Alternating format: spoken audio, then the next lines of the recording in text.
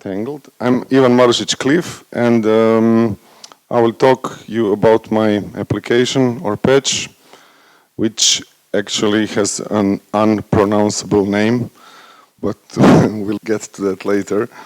And I will show a little bit of where I come from, what I did before this.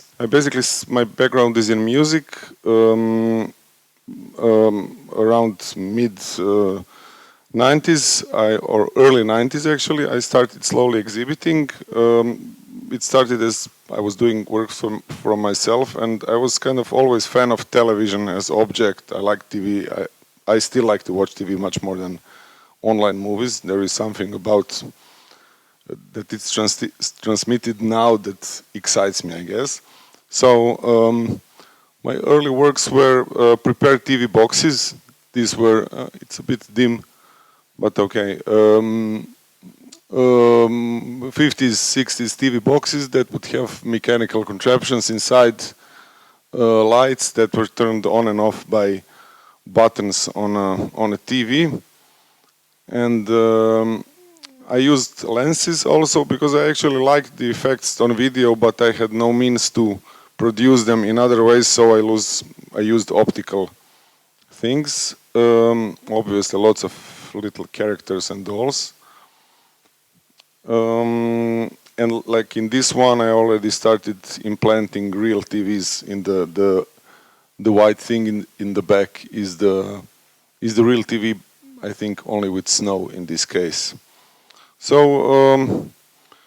It took me a while to actually get started with video. I think it had to do with a kind of side job that I was doing, which was making visuals for parties. I started with slides.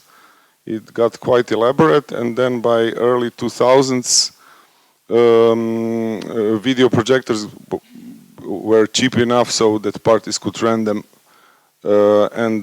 My first starts were also basically without anything. I had a MX-10 mixer that I borrowed and a camera. So obviously I started working with live video and video feedback.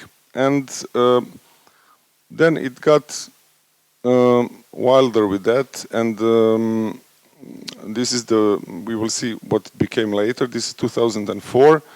And I researched the idea that I could have lots of small TVs rescan them with camera and project those images in space. My initial plan was to make kind of movie processor in the box, but very soon that box disappeared, and I realized that there is something interesting going on with basically multi-node feedback. The fact that you have few cameras that move independently and few projectors. So very soon it started looking something like this, and also, yeah, important thing. I started working in Max also at late 90s, and since beginning my obsession was basically controlling equipment with it. I very often use Max just as a means to control cameras, video switchers and other things. So in this case, video was not processed by the computer at all, but in this particular exhibition there was still camera for the like multiplied selfie situation. A camera that shoots you appear on all screens and that multiplies. And then in later versions, I actually started kicking that out and just getting things like this. And I also started working with how to construct pieces that are kind of usually, I choose between 15-20 minute cycle. That is, I mean, you can recognize that it goes through a certain phase of, for example, here, from zooming out with all the fractals going on to zooming in and going into the structure of the video. And so, yeah, feedback, I still use this technique very often that in, for example, in live performances, just let me find the right window. This one, yeah. Collaborating with the bands, okay. So this is only projectors and cameras. There is no computers, no effects in the image. I only, that careful is maybe wrong word, but with lots of experience know how to make the settings on the cameras in order to get stable results from a system like this. And now enough about my work. When we talk about scan processing, my first encounter with that was probably actually on some exhibitions that I saw in mid-90s, but that's not where I remember it from. I had a great chance and an honor to hang out with Stajna Vazulka on 2 or 3 occasions. Once in Amsterdam when we were doing a little residency in Stime, and she liked our project, although it was not video related. And then she came to Zagreb when she was called by Professor Galeta in Academy of Fine Arts, who started new media department. If you don't know, Galeta is really like a very important author of primarily film, but also video. And she really liked him, so she came as a personal guest. I don't think there was any fee. So she was showing her works. There were some talks, some hanging out like this. But I remember that she showed scan processing from the camera. I didn't remember the name of technique. I didn't remember anything, but I did remember how this image looked. I really liked the... Who's jumping through the window? Luca. Okay, hi Luca. Fuck. So,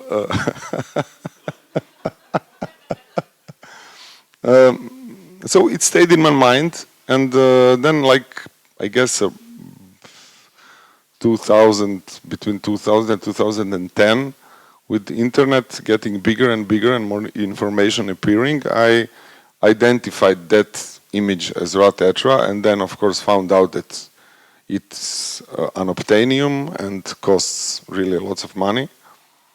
Actually, it's unobtainium. I mean, you can hardly buy it. And so then LZX started putting out, if you don't know, LZX is the maker of modular video synthesizers. They started in, who will know, Jonas? When did they start? 2010, 8? Okay. And so that's the first time that you could accept building it yourself, and there were no real plans for that on internet. Like that you could buy the system that does that. But again, kind of, it was just recession started, and my financial situation didn't allow for that. So as a long-time user for Macs, I realized that lots of other people are working with oscilloscopes, and that they use sound card to, there were all these demos on YouTube of, somebody probably showed on the festival, scope demos. And I was thinking like, okay, why couldn't I make this with Macs and sound card? So there, I was hanging out on Muff Wiggler's forum, and some great people were there. Lars was there, Dave Jones, which is his famous video technician, main collaborator of Gary Hill, and a very nice guy. So I started asking questions of if this could be done, and they said that it's impossible because it's, as Jonas said, sound, you need more speed, and also, I forgot, there were some other terms which really, so historically, scan processing is tied to video technology. So it has to be 25 or 30 frames per second, it has to be this resolution. It is determined by the signal that Jonas showed you, and audio devices just cannot go so fast. But so I was like, then I broke my arm, and yeah, like it was like fuck. I fell off the stage in the dark, like pointing my hand like this, and like so I had nothing to do at home, and finally I work a lot. Like people from the festival got that part. And I just, okay, let's try this, how to do it.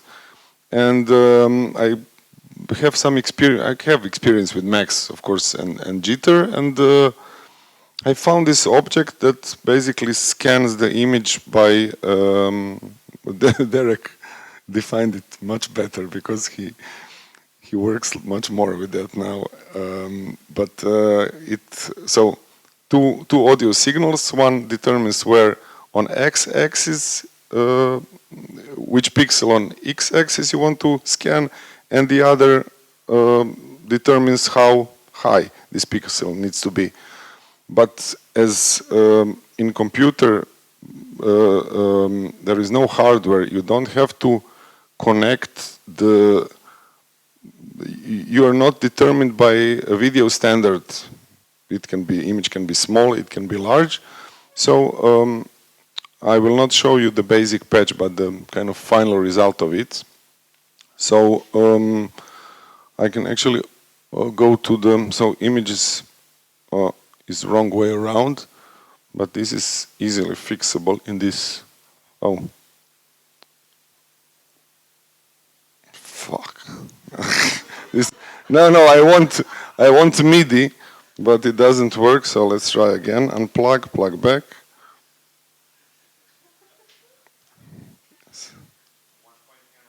No, and like, but also the screen is jumping like crazy. Well, you never have problems, Jonas. Now, you know what? As I have a wireless microphone, I can go pick my equipment, and you can listen to me talking. So anyway, it worked.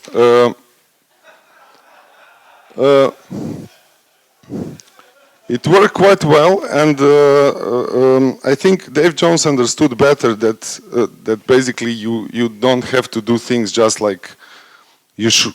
It says you should. You can just do them other ways. So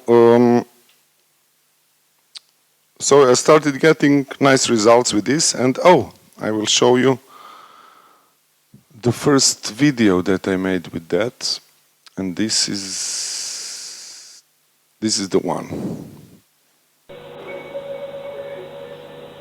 Okay, so this is a straight image. So I have. I can easily reverse Lua. Then this is a little bit slow. Size in both directions. I believe this is due to AC/DC stuff, and my current sound card is only DC. Then, of course, there is deformation in both directions.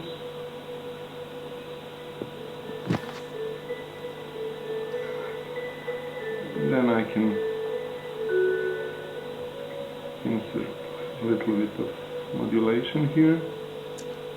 Okay, and the funny thing with this is that even though most of oscilloscope stuff cannot work without DC coupled sound card, this can, because although you cannot move image off screen because it always smoothly goes back to the center, but it's kind of nice that you can also use cheaper devices for this sort of patches, both mine and Derek's. They will all work fine. What else? And yeah, I used the patch for years in different projects. I realized pretty early on that Kinect, this depth sensor from Microsoft that was used a lot at that time in interactive presentations, is a kind of good match for this, because as Jonas said, you have like you have the brightness of the image, and you can move the brightness out. But with Kinect, Kinect has two images. You have RGB image and depth image, and depth image is actually grayscale image where bright things are closer by and dark things are in the back. So if you map it just to scan process, in a scan process, it just works as quite nice depth. That work. I found it interesting that it's a very natural match of these two technologies that are completely unrelated. And I still have broken arm. That's why I had this. And yeah, there is something about those demos that is quite funny. I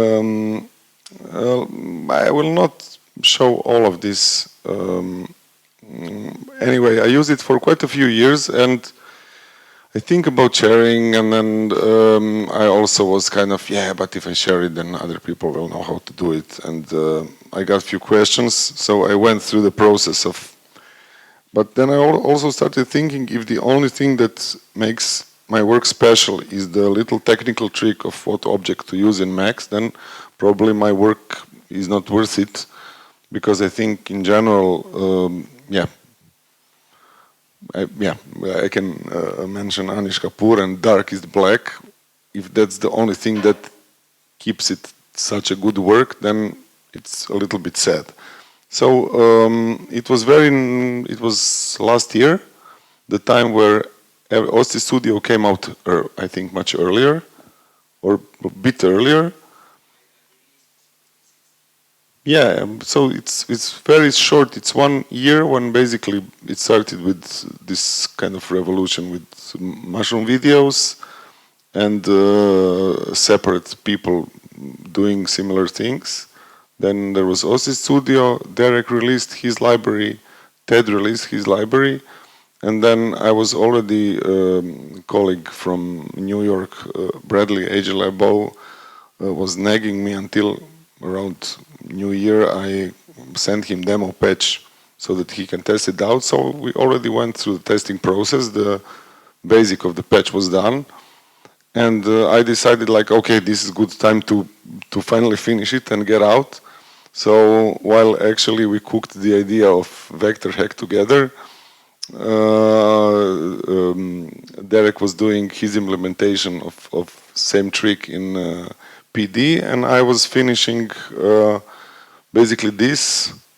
So my idea for this application was to make it as easy as possible for unlike libraries, and I thought like, okay, let's make something, because many people were asking questions, how are you doing it? I thought like, let's make something that is rather limited in terms, because it's not modular, you cannot do so many things, but it shows the system. I also published very simple patch, because this one is not so nice and so simple anymore. It's kind of difficult to go through, and so that people could start working from scratch.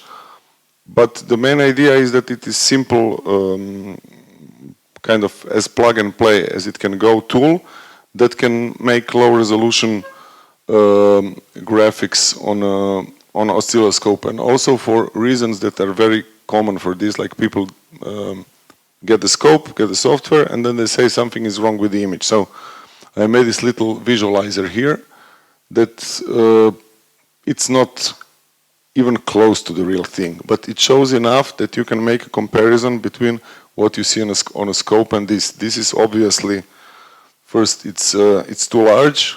Oh, it's too large, and it's on the side, it's not right. So there are buttons here that actually allow you to flip orientation, and now left and right is flipped, so we can use flip horizontal.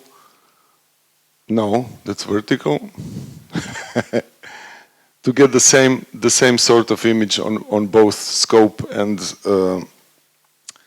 I also made controls for master size, which does this, like just, well, very simple controls, and master position, but what that means, because at the end of the chain, it means that if you come to perform and you have a new scope, you don't have to change all your presets to position of that new scope. You can just use the master section to make all the corrections, and these flips are basically used mainly because we always connect cables the wrong way around.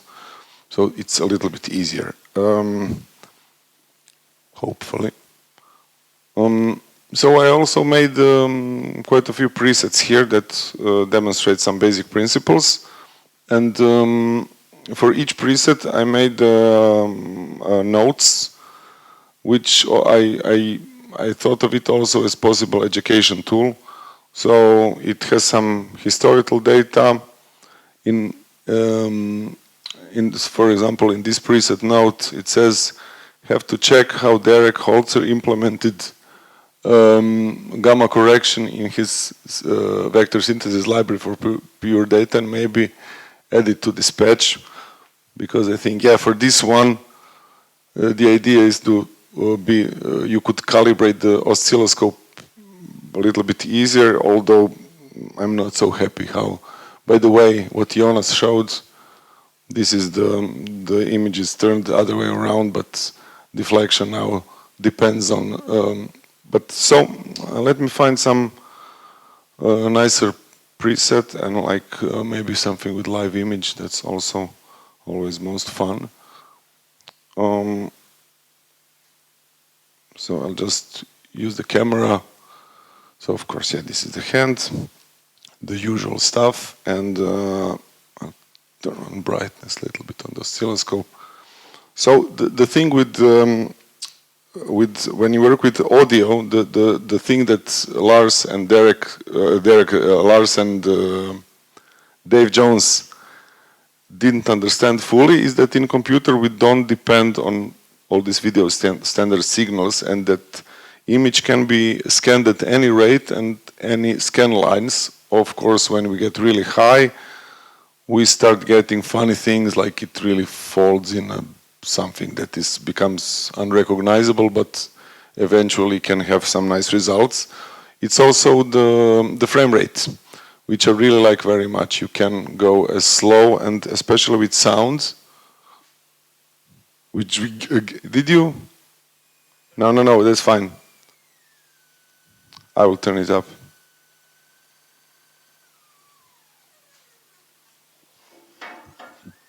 A little bit louder.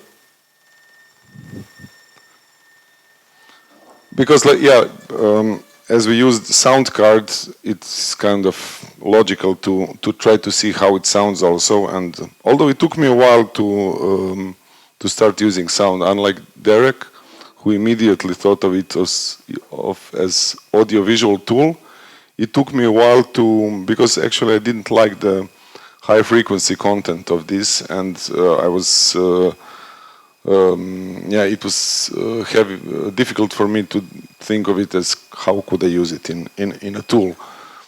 So, and I would say those two things are kind of the biggest changes from standard Rutt Etra, that basically you can change scan line, number of scan lines, and number of frame rate. It's also scan line direction, although it can be done on definitely on a, I mean, you know much more actually about historically, and I have no idea what can you do in hardware, but some things are definitely easier in software.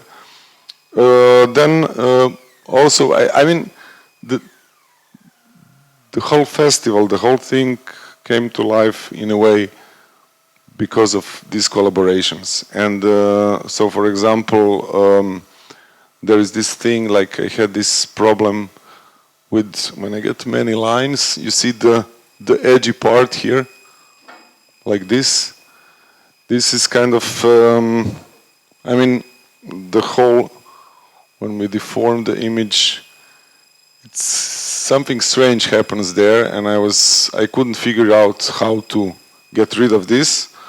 But then in some conversation with laser people, because they have much more difficulty than oscilloscope people with getting raster on laser, Derek suggested that maybe using triangle wave instead of ramp would be interesting. So basically then we get this. So if you lower number, oh, I forgot to turn off one more. Yeah, this. So this is the normal behavior. So this is normal ramp. So it goes like this, and if you use triangle wave, then it goes zigzag. So basically laser can draw in both directions. Also, all these artifacts disappeared. I mean, some new appeared, of course, but still this was quite an achievement to get it all together. Except that it has, yeah, of course. I'll go back to the test screen because it makes it a little bit easier to demonstrate. So you have deflection on both axes as usual. There are two LFOs, horizontal and vertical. What else? I kind of also, I think I made, it's not new design, but I like how as I said, this is performance patch. So all the oscillators are by default synced. So basically when you change the frame rate, oscillators stay in sync. Normally, if you unsync them, when you change the frame rate, image goes berserk in, or number of lines in completely different way. Wait. And what else did I do? Let me see the patch a little bit more. Actually, in context of this, there are many little things, but I don't find that I need to explain all of the details of this. I really like the part with where I quoted these ones are nice. This is just this is the input image is on the here. This is input image, and even the simulator looks decent on this one. Oh, and there are some funny things like fading between presets. So I mean cross-fading all the parameters. So it's not fading. It's all the parameters go from one to the other. Sometimes with strange results, but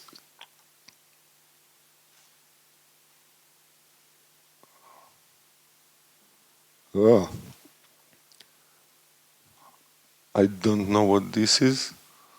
I'm not sure about this one.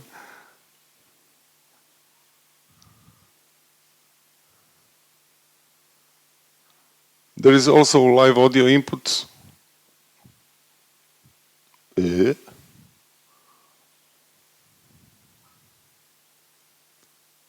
Some slow scans.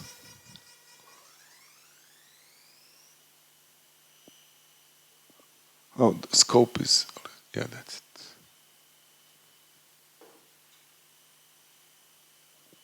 Or I think, yeah, this is high-speed LFOs. When they're basically higher than scanning rate or as high, then all these things can a little bit on the track what Andrew Duff is doing. Where is he? Not here. Now here you are. Yeah. So yeah, a little bit of animals. Well, not so bad, huh?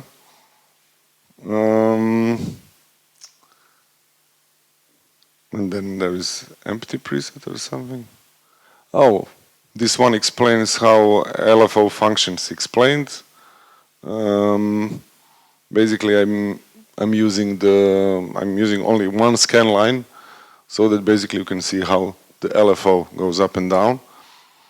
And for new users, there is also help, so hints. This section on the top, the orange one.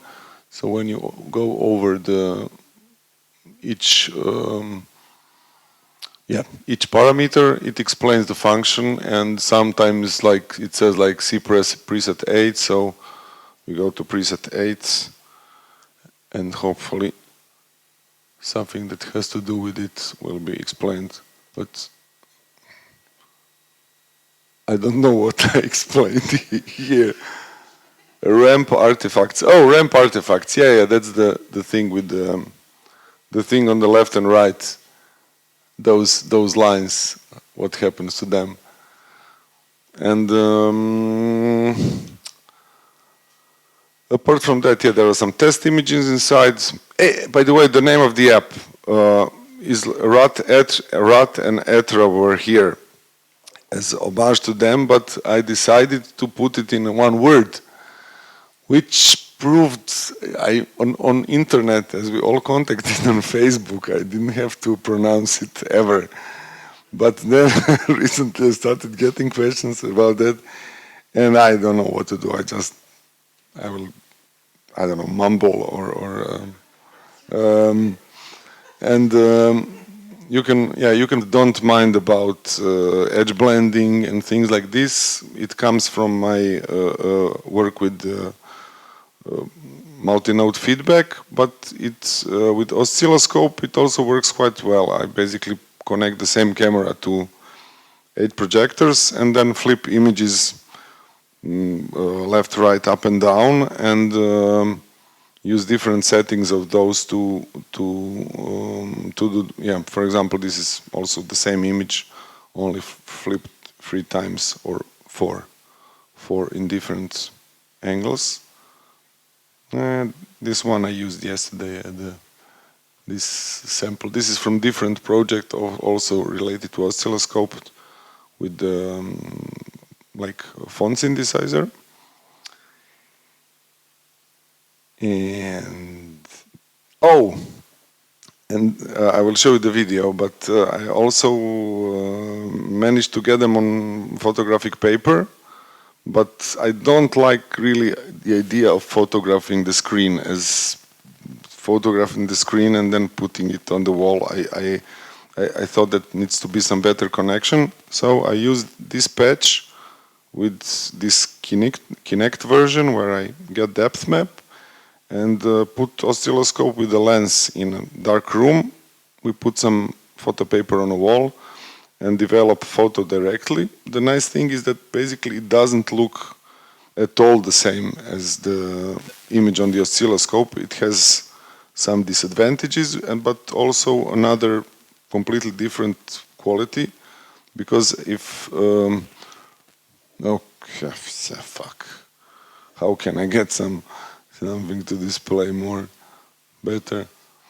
Yeah, if I do these combinations where basically the scan lines drift, they travel up and down as they should now, but they don't. This unstable image makes, because exposure is long, so instead of lines you get planes, like here. How do you call it? Surface with quite clear depth, and actually I'm looking for another opportunity. Also the artifacts that I was showing were completely different on the photograph, and like the thing that I don't like is that they are quite blurry. So when you come closer, they become to me they become less interesting. So I think that's something that I would have to investigate, spend a little bit more time in, or much more time in the dark room, and not that dark room. And so let me try to. I prepared some playlist on Vimeo with. If it didn't disappear, we'll see now. It's here. So I like this work a lot. It was only exhibited twice, once in Zagreb and once in Ljubljana.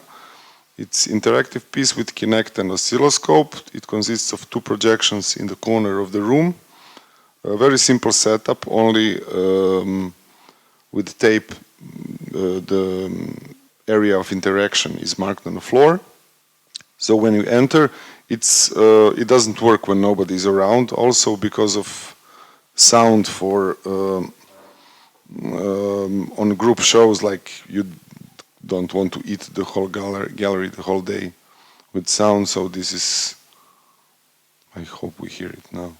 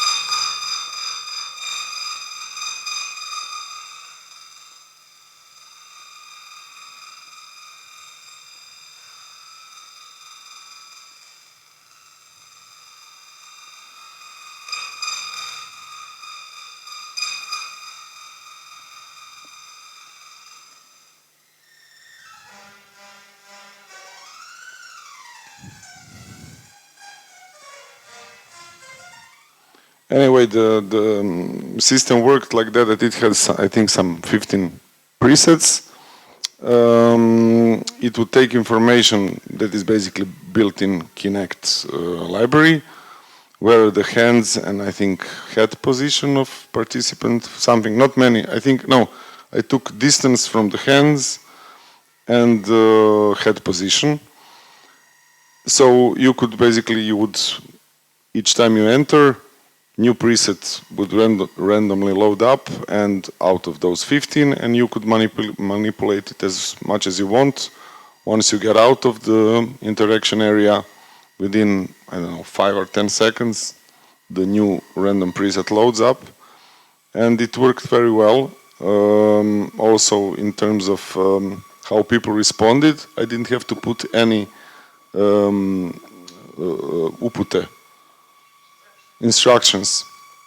And instructions, which I think is, in general, it's my goal with interactive works, like that they can be very simple in terms of that you don't need a manual to know how to work with it.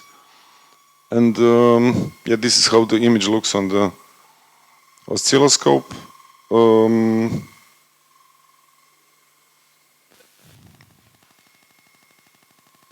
Okay, that's that one. Oh, these are recently I had another show with the photographs I made, so here you can see, and so I took a little bit more time to use the same still images made with Kinect to manipulate this is Lala Hrvoslava that performed yesterday in Zagreb. She's a dear friend from a long time, and so yeah, this is how it looks when depth map is, although you can see on the sides, it only has like 1, 2, 3, 4 slices of depth for the whole face. So it's definitely not high resolution. Yeah, this is self-portrait. And yeah, those are artifacts that I left on some photos. This is Darko Fritz that they gave lecture on the first day. I don't think that's it for participants of the festival. We don't have any more. And I actually like this very much. The Kinect 2 apparently has much larger resolution, but it has no Mac drivers, and I'm lazy to install Windows, so it will have to wait for a while. And looking at all the libraries that I've seen and displays on the festival, I think they're much cleaner, or maybe I'm wrong. I didn't have so much time to compare the work, but I definitely work in a little bit more, a lot more dirty style. With I think it's with all this controlling of hardware and especially cameras. And especially when they were homemade movable cameras, not exactly high precision, they would work well first few months, then they would start to jitter and jump, and then at first I was nervous about it, then I started just relaxing and watching the results. So that's what I always do when there is some mistake. Oh, actually this is a better demo than the one they gave today, so I will play it while I'm talking. I think there is also with sound card, with those like all those lines jumping that officially shouldn't be there, but they are there because that's the technology that we use. Shouldn't be just thrown away because they yeah, actually in my work they play a very important part of how it looks, and yeah, I'm kind of it's a bug, not it's a it's a feature, not a bug person. Yeah, those are the presets that are in the application. So I'm basically just going through them, playing a little bit with parameters, and yeah, this is the one showing the lines, how it behaves.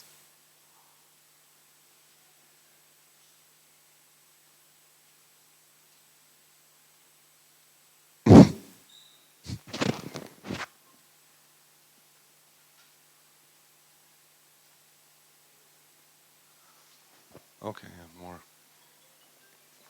Oh, there is video inside actually. You can see I think the hand video is.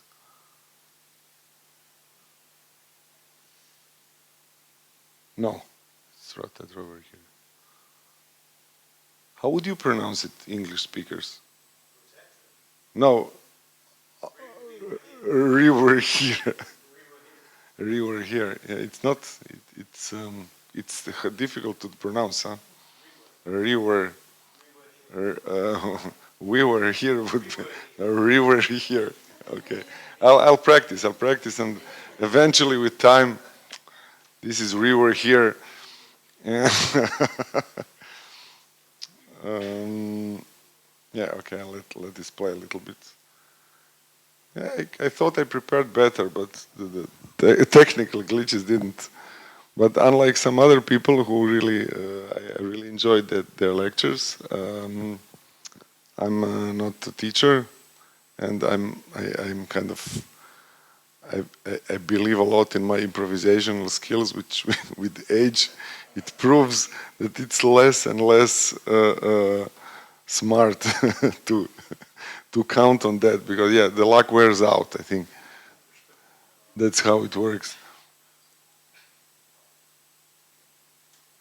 But yeah, I mean, this is a simple tool. It's not really like when you compare to other tools, it really has basic components. But spending some time with that and using the real-time interface, which is crucial here, it also has not easy for every user, but it has nice MIDI mapping, because with this ranges are, for one image you want just 100 scan lines, for the other you want to go up beyond the normal reach of what looks nice, and what would make sense is not to make one control where you just try to move it very precisely, but to make a control that actually uses the range that you need quite well. So that's quite a powerful feature that I feel is most users don't even connect the controller and click on screen, and in that case it's not instrument. I will finish now. And how long did I talk? That's enough. Fair enough. If you want to play a bit, I can leave it on, and yeah, the buttons are here. And maybe I even get the brightness right on the. Yeah. Oh yeah. Yeah.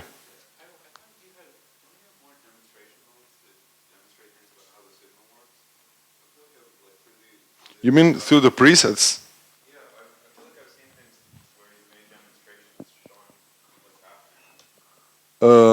I mean, I would really have to. I think it's better for like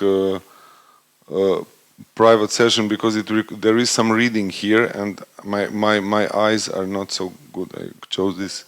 Oh, it's better there. No, because for example, this one displays how to connect the scope to the sound card. What can go wrong? Like, what do you do if you don't see the image? Then the next one explains brightness, how that works. Then the next one, adding LFOs, so what that is used for, that you can change, that you can change different shapes. Yeah, the same but slightly different. So vertical scan lines that go up and down. Why is it so bright? Then the next one is 8 scan lines.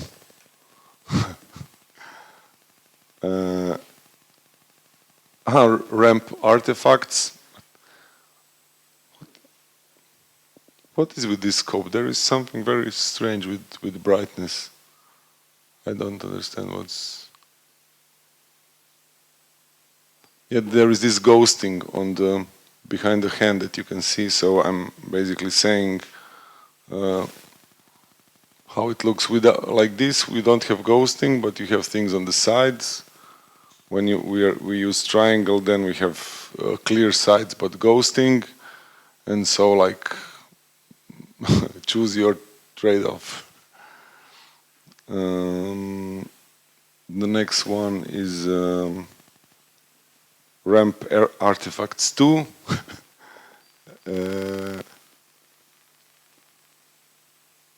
Then LFO functions explained with only one scan line. So you can, I'm not sure which one I'm using now. It's this one. No, wait, what's going on? Oh yeah. So you can check like what frequency multiply does, what change the... Actually, you can see how badly a triangle wave is actually shown on the screen. It's not perfect. It's actually not so bad. But ramp is like, yeah, ramp is not really a ramp. Square wave with all the ringing that Jerobim explained well in his videos.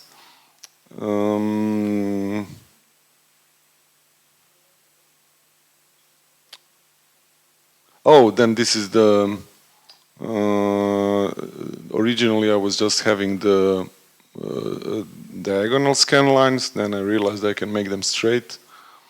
So they're just one under the other, so that's another option for a little bit different look. How that would be well, with analog you don't see it, huh?